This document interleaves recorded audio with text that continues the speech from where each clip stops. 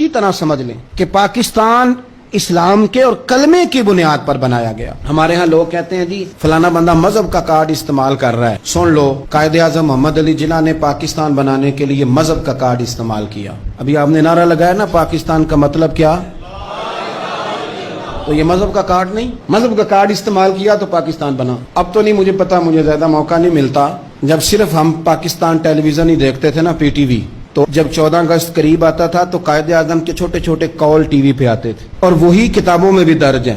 बिल्कुल पाकिस्तान टेलीविजन में नशर करता था। पेशावर यूनिवर्सिटी में पाकिस्तान बनने से चंद साल पहले, 2-3 साल पहले कायदे आजम का खिताब हुआ। नौजवानों ने पूछा, पहला सवाल, बस 2 सवाल 2 जवाब, सुन लें। जितने मुसन्निफीन आए कायदे आजम पे लिखने वाले, ये सब ने लिखा है। तालिब इल्मों ने पूछा मोहम्मद अली जिन्ना से कि सर आप ये बतलाइए पाकिस्तान कब बनेगा? तो कायदे आजम कहने लगे ये तो उस दिन बन गया था जिस दिन पहला हिंदू कलमा पढ़ के मुसलमान हुआ था। तो बना हुआ है, अब तो सिर्फ हमने हदबंदी करनी है। पाकिस्तान तो बना हुआ है, जिस दिन पहले बंदे ने कलमा पढ़ा था बन गया था। उसने फौरन दूसरा सवाल किया, उसने कहा ये बतलाइए दस्तूर, मंशूर, आईन, पॉलिसी, फॉरेन पॉलिसी, खारजा पॉलिसी, दाखिला पॉलिसी, ये कौन सी पाकिस्तान में आप नाफिज करेंगे? तो कायदे आजम कहने लगे ये आपने अजीब बच्चों वाला सवाल पूछा है, दस्तूर, मंशूर, पॉलिसी, खारजा, दाखिला, इसका क्या मतलब हुआ? कहने लगे हमने कोई पॉलिसी नहीं बनानी, पॉलिसी तो हमें मदीने वाले रसूल ने बना के दे दी है, हमने तो बस वो नाफिज करनी है। लेकिन यहाँ पता नहीं लोग कहाँ सो गए, उनकी जिंदगी ने वफा ने की, वो चले गए।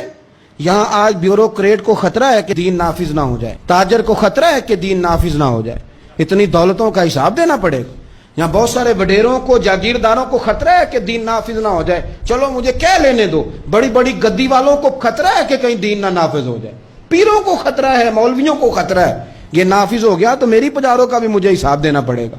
इंशराह सदर ही नहीं, हम मुखलिस ही नहीं इस काज के साथ। मैं बड़ी खुले दिल के साथ बात करता हूं कि अगर ये सारे गद्दियों वाले भी जो बहुत सारे असेंबलियों में बैठे होते हैं और अपने अपने लीडरों की तारीफें कर रहे होते हैं, तुम बुजुर्गों की औलाद हो, तुमने बुजुर्गों के नाम पर वोट लिए, इज्जतें पाई और आके सियासी लोगों की तारीफ करते हो, इससे आधी तारीफें भी तुम मदीने वाले रसूल की करते तो तुम्हारी दुनिया भी बन जाती और आखिरत भी बन जाती। तुमने पैदाइश कहाँ की, खाया किसका और तुमने निभाया किसके साथ? इस कदर देरंगी।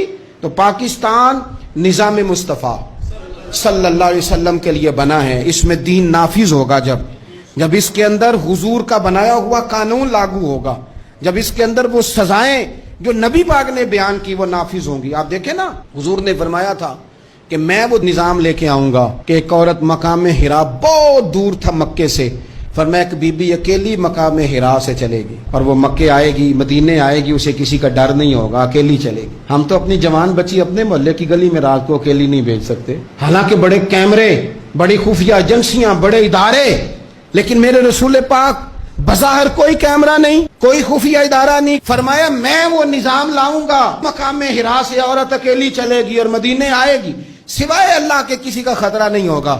जनाब अबू हुरैरा कहते मैंने सुन लिया था, मैं मुंतजिर था कि वो वक्त आए। फिर जनाब उमर का जमाना, एक बीबी आई, वो ऊंट पे बैठी है और अपनी गोद में उसने गठड़ी कपड़ों की रखी है। फरमाते हैं जब मस्जिद नबी के बाहर उसने ऊंट बिठाया, मैं नहीं कोई और बात कर रहा था, पूछा कहां से आई हो? कहने लगी मकाम हिरा से। अकेली आई हो कि कोई साथ था? कहने लगी अकेली थी। का किसी ने कुछ कहा तो नहीं? कहने लगी कुर्बान जाऊं मदीने वाले नबी के निजाम पर। किसी ने आंख उठा के नहीं देखा, रोटी तो पूछते रहे, पानी तो पूछते रहे, सोने को जगह तो देते रहे, पर सारे मेरे इज्जत की, नामूस के मुहाफिज रहे।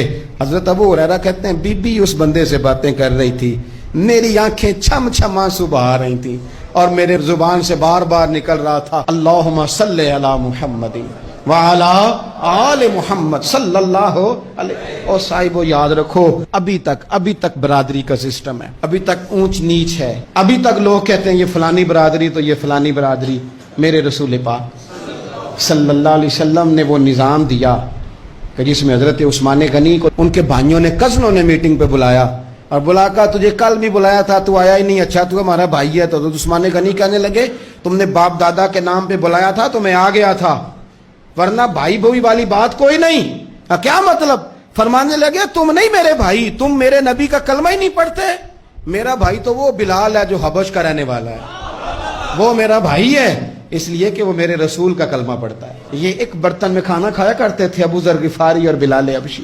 یہ سردار اور یہ غلام ایک برتن میں انہوں نے روٹیاں کھائیں, ایک دوسرے کے ساتھ وقت بتائے, صبحیں اور شامیں ان کی کٹھی گزری, میدان جہاد میں اور امن میں یہ اکٹھے رہے.